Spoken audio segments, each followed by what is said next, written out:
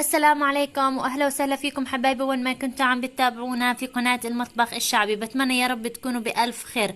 وصفتنا لليوم من الوصفات الصحية والسهلة والسريعة، المتبل الباذنجان بالطحينية. تابعوا الفيديو للأخير ويلا مع بعض لنشوف خطوات العمل بالتفصيل.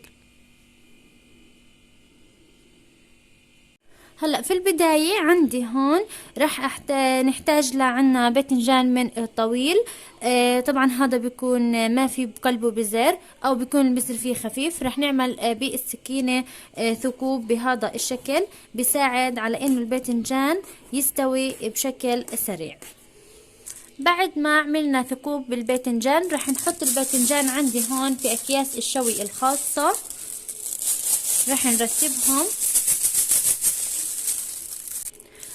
وبعد ما حطينا الباذنجان في اكياس الشوي راح نرتبهم في الصينية، وندخل الصينية على فرن محمى مسبقا على درجة حرارة 180 لحد ما يستوي عندي الباذنجان. وهيك عندي الباذنجان بعد ما استوى طلعناه من الفرن. راح نقشر الباذنجان.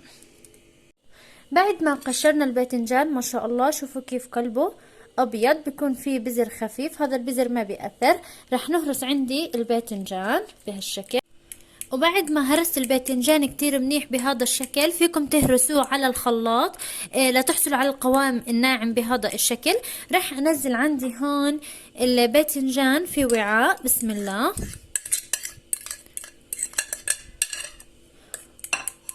وراح اضيف عندي هون ربع معلقة صغيرة من الثوم البودرة، وفيكم تضيفوا سن ثوم طازج.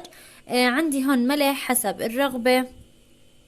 بالإضافة عندي عصرة ليمون، معلقتين كبار من اللبن. بالإضافة لعندي هون الطحينية، بسم الله.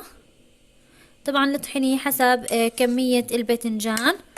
هون أنا استخدمت 4 معالق كبار من الطحينية ومعلقتين من اللبن. راح أهرس كل هاي المكونات أو أخلطها كتير منيح مع بعض بهالشكل.